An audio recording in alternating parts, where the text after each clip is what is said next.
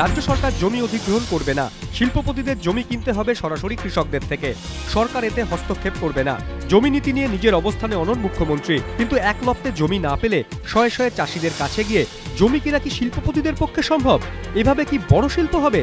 বিশেষজ্ঞ মহল ইতিমধ্যেই এই প্রশ্ন তুলেছে। তৃণমূল সরকারে আসার পর রাজ্যে নতুন কোনো বড় শিল্প কার্যত হয়নি।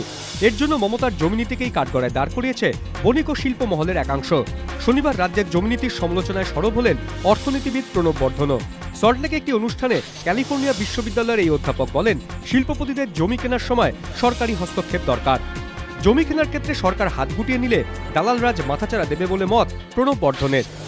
সরকারের জমি নীতি অনুযায়ী একজন শিল্পপতি সরাসরি চাষির থেকে জমি কিনবেন, কিন্তু ছোট চাষিরা কি কোটিপতি লগ্নিকারীর সঙ্গে দর কষাকষি করতে পারবেন? প্রণব বর্ধনের মতে পারবেন না। 2 দফা না 3 দফা, এই প্রশ্নে অচলাবস্থা কাটিয়ে পঞ্চায়েত ভোট নির্বিঘ্নে করতেই এখন সক্রিয় মহাকরণ।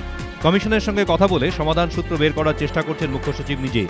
কমিশন 3 দফায় ভোট চাইলেও শেষ পর্যন্ত 2 দফাতেই কমিশনকে রাজি করানোর চেষ্টাই চলছে। তবে কোন দফায় কোথায় ভোট, সেই হিসেবে কিছুটা রদবদল ঘটানো হতে পারে। রাজ্য সরকার চেয়েছিল কংগ্রেস প্রভাবিত 3 জেলা উত্তর দিনাজপুর, মালদা ও মুর্শিদাবাদে একদিনে ভোট হোক, বাকি জেলাগুলিতে হোক অন্য দিনে। কমিশনের বক্তব্য, রাজনৈতিক দলের শক্তির বিন্যাস অনুযায়ী ভোট করানো একেবারেই সম্ভব নয়। কমিশনের এই যুক্তি মেনে নিয়েই ওই 3 জেলার সঙ্গে দক্ষিণ দিনাজপুর, জলপাইগুড়ি ও কোচবিহারকে জুড়ে দেওয়া হতে পারে। ফলে একদিনে উত্তরবঙ্গের 5টি জেলা ও মুর্শিদাবাদে ভোট নেওয়া হতে পারে, বাকি জেলাগুলিতে অন্য দিনে। কমিশন কেন্দ্রীয় বাহিনী চাইলেও রাজ্য সরকারের তাতে সায় নেই। এ ব্যাপারে সরকারের যুক্তি সম্ভবত মেনে নিতে পারে কমিশন।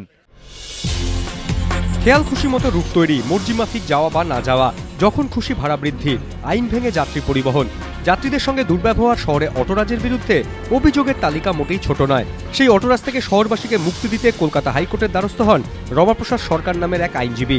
সেই জনস্বার্থ মামলার প্রেক্ষিতে গত 8ই মার্চ কলকাতা হাইকোর্ট নির্দেশ দেয়, 2 মাসের মধ্যে কলকাতা সহ এরাজ্যে সমস্ত অটোয় মিটার লাগাতে হবে। কিন্তু অটোয় মিটার বসানো নিয়ে হাইকোর্টের নির্দেশের সমস্যায় অটো চালকরা। তাদের প্রশ্ন, মিটার বসালে রুট পারমিট কি হবে?